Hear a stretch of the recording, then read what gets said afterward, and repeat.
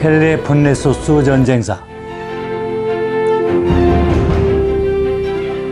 펠레폰네소스 전쟁사 제3편, 또 하나의 아틀란티스, 잊혀진 도시에 관한 이야기. 여러분 어렸을 때 그 만화책에서 읽었던 아틀란티스 얘기 기억하시지요?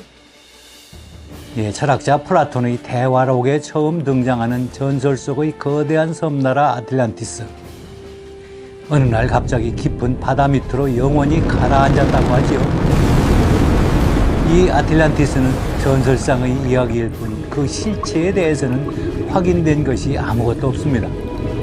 하지만 오늘날까지도 잃어버린 고대 도시와 신비로운 고대 문명을 상징하는 미스테리로 사람들은 여전히 이 전설에 열광합니다. 그런데 여러분, 이 아틀란티스와 쏙 빼닮은 또 하나의 고대 도시가 있었다면 여러분 믿으시겠습니까? 그것도 아틀란티스처럼 미스테리로 남아있는 것이 아니라 그 실체가 분명하게 확인되었다면 말이지.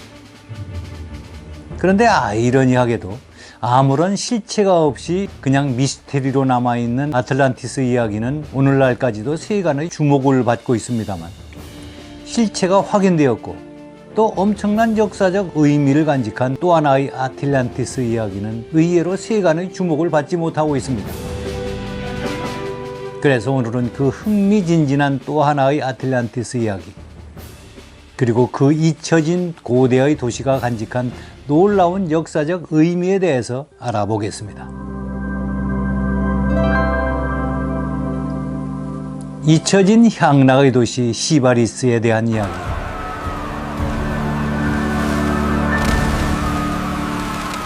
기원전 6세기 지중해 세계에는 상상을 초월하는 부와 쾌락을 누렸던 전설적인 도시가 있었습니다.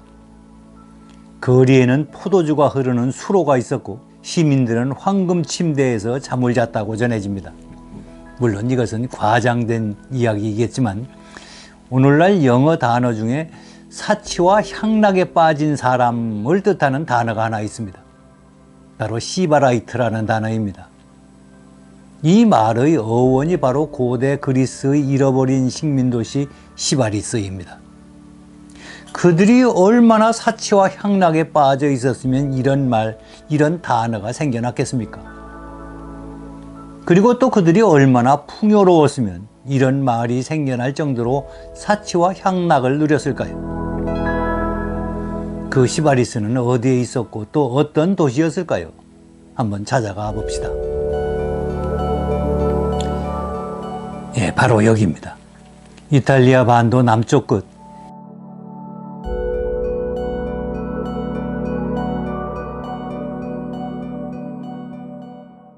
이렇게 넓은 평원이 펼쳐져 있는 곳입니다. 요즘은 이렇게 멋진 마리나 리조트도 있는 곳이지요.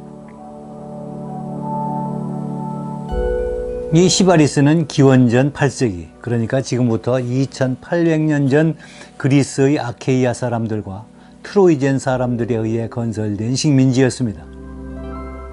그런데 이 시바리스는 기원전 6세기에 이르러 이탈리아 남동 해안에 걸쳐 25개의 도시국가를 지배하는 맹주가 되었습니다. 이들은 넓고 비옥한 칼리브리아 평원을 기반으로 해서 그리스에서 이탈리아의 남부 육로를 거쳐서 시칠리아와 사르데니아 그리고 에스파니아로 연결되는 해상 교역로를 개척해서 그곳에서 떼돈을 벌었다고 합니다. 인구가 한 30만에 이르렀다는 주장도 있습니다만 그 정도는 아니더라도 최소 3만 명에서 5만 명쯤은 되었을 것입니다. 그런데 기원전 6세기 이 정도 규모를 능가하는 도시는 많지 않았습니다. 중동의 바빌론이나 나일강 유역 이집트의 멤피스 그 정도를 손꼽을 수 있고요. 아마 5손가락으로 꼽을 수 있을 정도였을 것입니다. 그러니 그리스가 세운 식민지가 그리스 본토의 어떤 도시국가들보다도 더 번영을 누렸던 것입니다. 이렇게 200년 가까이 번영을 구가하던 이 시바리스는 기원전 6세기 말에 이르러 사치와 향락에 빠져들면서 심각한 내분을 겪게 됩니다. 이 내분 과정에서 쫓겨난 귀족들이 대거 이웃나라 크로톤으로 망명을 하게 되었는데 이들의 송환 문제를 놓고 크로톤과 충돌하게 됩니다. 이때 우리가 그 피타고라스의 정리라고 해서 잘 아는 수학자이자 철학자였던 피타고라스가 등장하는데요. 이 피타고라스는 망설이는 크로톤 사람들에게 시바리스에 굴복하지 말고 맞서 싸울 것을 적극 권유했다고 합니다. 이 수학자 피타고라스의 조언에 고무된 크로톤 군대는 수적 열세에도 불구하고 시바리스 군대를 대파하였습니다. 크로톤은 단순한 승리에 그치지 않고 인근 크라티강의 물길을 돌려서 지대가 낮은 시바리스 도시 전체를 진흙 속에 완전히 수장시켜버렸습니다. 이것 또한 수학자 피타고라스의 아이디어였는지 우리가 알 수는 없습니다만, 이로써 지중해 최고의 사치와 향락을 누리던 도시는 지도상에서 영원히 사라지고 말았습니다.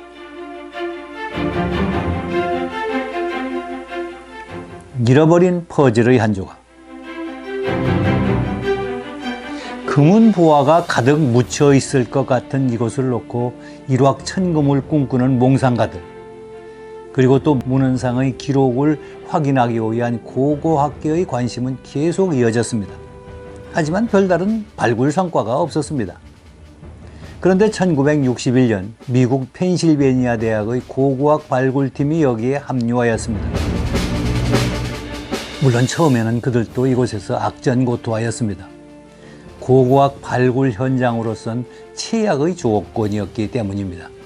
6m 깊이의 진흙 구덩이와 그 속에서 무너지는 흙더미, 그리고 쏟아지는 물줄기를 감당할 수가 없었기 때문입니다. 그 악조건을 무릅쓰고 그들이 어렵게 밝혀낸 것은 이 사진에서 보이는 것처럼 세계의 고대 도시가 층층이 쌓여있는 놀라운 모습이었습니다. 마치 햄버거의 패티, 또 우리나라 예를 들자면 시루떡처럼 켜켜이 쌓여 있었습니다. 맨 밑의 지층은 기원전 8세기 그리스의 식민도시 시바리스였고, 중간 지층은 기원전 5세기의 페리클레스 시대 건설된 식민지 투리였습니다. 그리고 맨 위의 지층은 기원전 2세기 로마 시대에 건설된 도시 코피아로 밝혀졌습니다. 하지만 이것은 빙산의 일각, 거대한 퍼즐의 한 조각에 불과했습니다. 거대한 도시의 실체가 드러나는 데에는 오랜 시간이 필요하지 않았습니다. 수미터의 진흙과 지하수 때문에 전통적인 방식의 발굴 조사가 불가능하다고 판단한 그들은 첨단 장비를 동원했습니다. 미국 항공우주국, 그러니까 나사에서 우주 탐사용으로 개발한 양성자 자력계 프로톤 메가토미터라고 하는데요. 이 첨단 장비를 동원해서 땅속의 구조를 샅샅이 조사했습니다. 이 양성자 자력계의 탐사 결과와 수작업에 의한 시험적 발굴 조사 결과를 종합해보자 놀라운 결과가 드러났습니다. 이렇게 직각으로 교차하는 바둑판 모양의 도로망을 정확히 갖춘 훌륭한 도시의 모습이 나타났던 것입니다. 그런데 이것은 시바리스가 아니라 고대 문헌에 묘사된 대로 시바리스 위에 아테네의 명정치가 페리클레스가 건설한 식민지 투리라는 도시였습니다. 4개의 주요 간선도로와 3개의 보조교차로가 반듯하게 맞물린 이 형태는 히포다무스라는 천재가 고안한 특유의 도시 설계 방식, 이른바 히포다무스식 평면 도시 설계의 전형적인 특징과 완벽하게 일치했던 것입니다.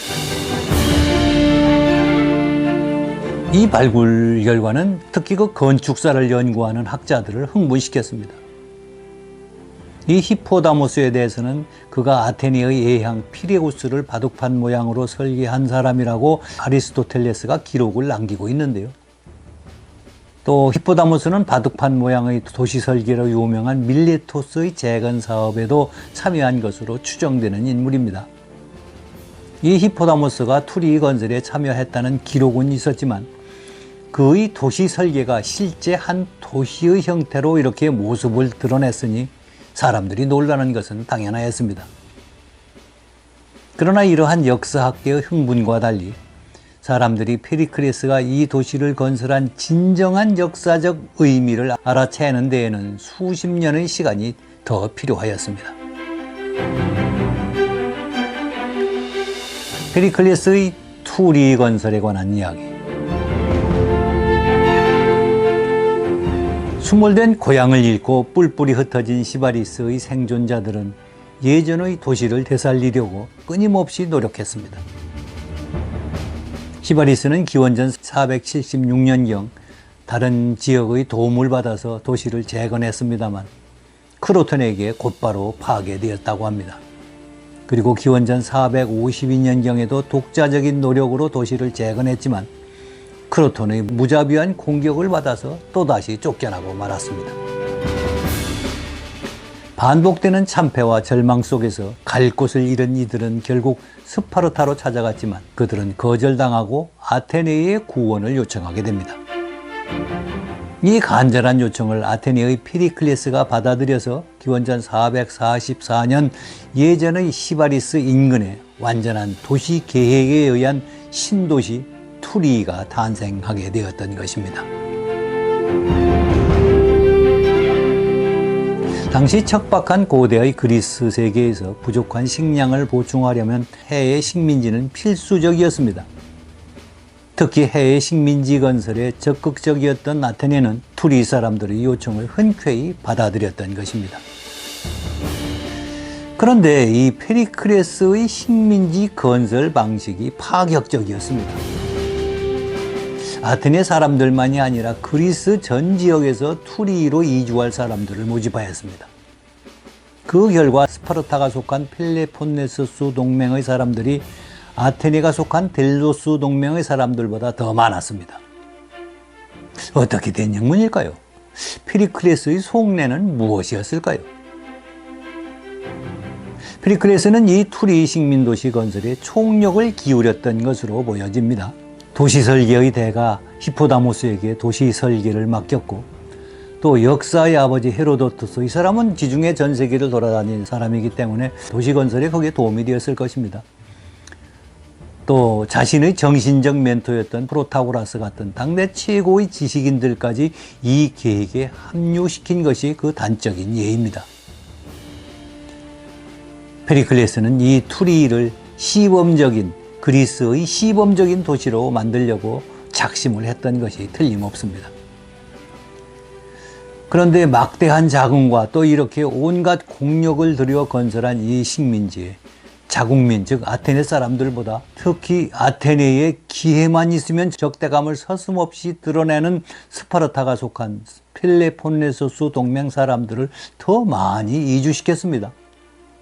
아니, 페리클레스는 왜 죽 쏘서 개 주는 꼴로 이런 일을 벌였을까요? 페리클레스가 바보가 아닌 이상 무언가 특별한 의도가 있었다고 보아야 하지 않을까요?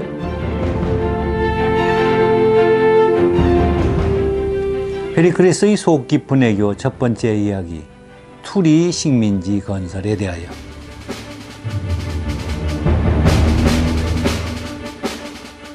이것이 바로 페리클레스의 속 깊은 애교였고 말이 아니라 행동으로 보여주는 애교였습니다.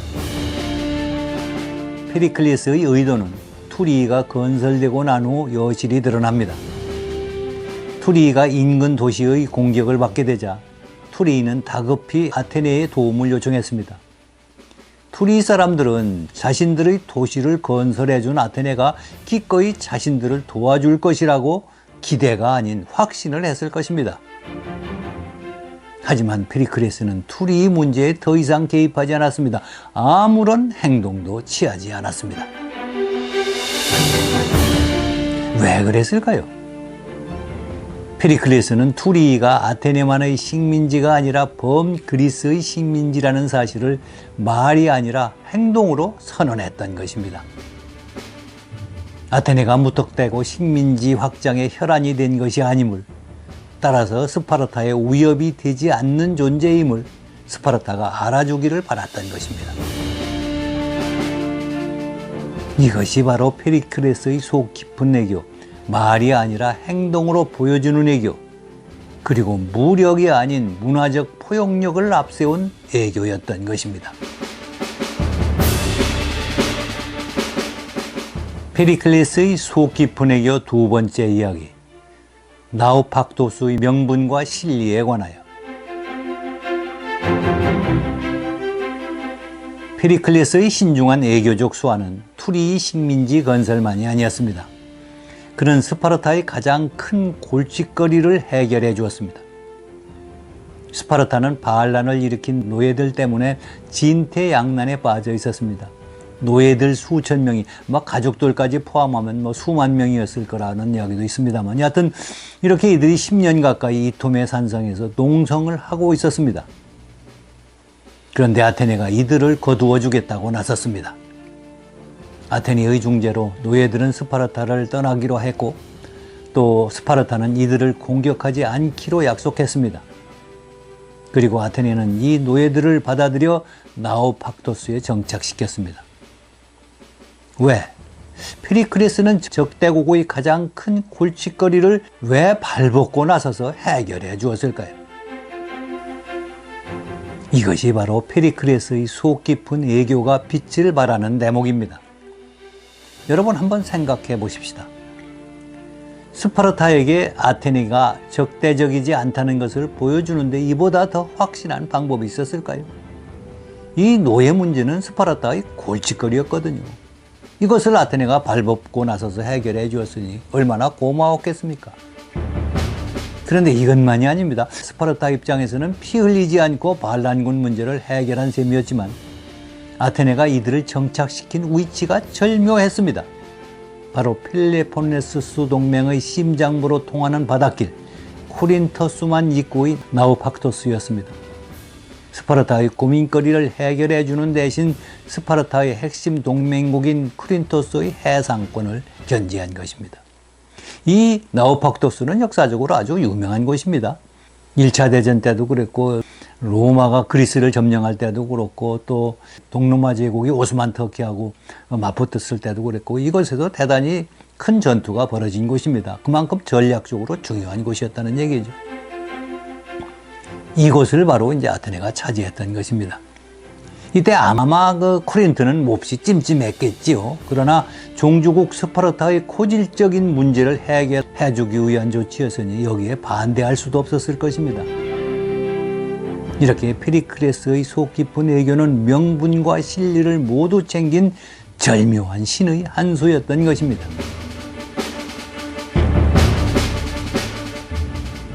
페리클레스의 속 깊은 애교 세 번째 이야기, 10달란트의 비자금 사건에 관하여. 이것은 페리클레스의 속 깊은 애교가 결정적으로 빛을 발하는 순간의 이야기입니다. 아테네가 황금기를 누리던 기원전 446년 아테네에 위기가 닥칩니다. 중요한 식량 공급원이었던 에우보이아가 반란을 일으킨 틈을 타서 최근 어렵게 동맹에 참여한 메가라마저 동맹에서 이탈했고, 또 스파르타의 젊은 왕 프레이스토아낙스가 이끄는 스파르타군이 아테네의 아티카 평원으로 진격해 들어온 것입니다. 그런데 이 파죽지세로 밀고 오던 스파르타의 군대가 돌연 철수해버렸습니다. 그 미스테리의 해답은 그해 연말 페리클레스가 시민의회에 제출한 국가 결산 보고서에 있었습니다. 그 결산 보고서에 구체적인 내역 없이 꼭 필요한 일에 10달란트를 썼음이라고 적혀 있었습니다. 이 10달란트이면 현재 가치로 환산하면 수백억 원에 달하는 그런 돈입니다. 막대한 비자금을 썼던 것이죠. 아테네 시민들은 이 돈이 스파르타 지휘부를 매수하는 데 쓰였을 것이라고 직감하고 아무런 추궁 없이 만장일치로 이 결산을 승인해 주었습니다. 그런데 여러분, 스파르타군을 돌려보낸 것이 오로지 돈의 힘 때문만이었을까요? 스파르타의 왕은 독자적인 행동에 크게 제약당하는 그런 존재였습니다. 왕의 감독관 에포르라고 하죠. 이 두 사람이 전쟁터에까지 따라다니면서 행동거지 하나하나를 일거수일투족을 감시했습니다. 따라서 스파르타의 철군 결정은 이들의 동의 또는 묵인이 없었다면 도저히 불가능한 일이었을 것이 분명합니다. 그리고 이것이 가능했던 밑바탕에는 페리클레스의 속 깊은 애교가 있었던 것이 아닐까요? 이와 관련해서 페리클레스는 이렇게 아무 소득도 없이 물러설 것이었다면 당초에 왜 투리 문제에 개입하였느냐 하는 그런 질문을 받고 이렇게 답한 적이 있었다고 합니다. 우리는 아예 투리 건설에 참여하지 않을 수도 있었다.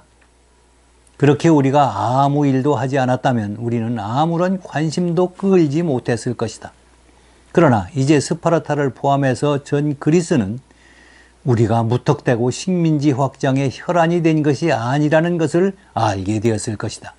오히려 우리 아테네가 우리들만의 식민지가 아니라 범그리스인들의 식민지에 관심을 가지고 있다는 것을 느꼈지 않겠느냐. 페르시아가 언제 공격해 올지 모르는 이오니아 지방에서는 우리가 이탈 세력을 결코 방치할 수 없지만 그럴 염려가 없는 이탈리아 반도에서까지 우리 아테네만의 식민지를 고집하지 않는다는 것을 스파르타가 알아주면 좋겠다. 예, 여러분. 이러한 페리클레스의 의도를 스파르타의 젊은 왕 프레이스토아낙스가 그리고 왕의 감독관 에포로들이 알아보았던 것이 아닐까요? 저는 그렇게 확신합니다만 여러분의 생각은 어떠신가요? 근데 사실 이것이 저 혼자만의 생각이 아닙니다. 얼마 전 작고하신 그리스 역사학계의 최고 권위자라고 일컬어지는 예일대학 도널드 케이건 교수의 견해이기도 합니다.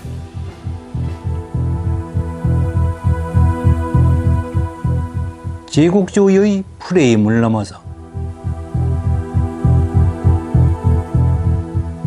이러한 페리클레스의 노력에도 불구하고 전쟁이 일어납니다. 혹자는 여기에 제국주의의 프레임을 씌우기도 합니다. 아테네가 추구한 제국주의 때문에 전쟁이 일어났다는 주장이지요. 네, 아테네가 동맹국에게 공납을 강요하다시피 한 것은 사실입니다. 또 때로 제국주의적 속성을 보인 것도 부인할 수 없는 사실입니다. 이를 두고 근대의 식민제국주의와 동일시하는 시각도 있습니다. 하지만 당시 지중해는 해적이 판을 치는 세상이었습니다. 해상교역의 안전을 위해서 아테네는 상시 200척 규모의 해군을 유지해야만 했습니다. 그러려면 4만 명에 달하는 군인들이 필요했습니다. 여기에 적잖은 돈이 들어갈 수밖에 없었지요. 따라서 이 공납은 지중해의 해상 안전을 지켜주는 데 대한 안전보장의 대가라고 봐야 할 것입니다. 특히 페리클레스는 단순히 오만한 제국주의자가 아니었습니다. 그는 아테네가 스파르타에 적대적이지 않다는 것을 보여주려고 부단히 노력했습니다. 또 범그리스 세력의 통합을 염원했던 지도자였습니다.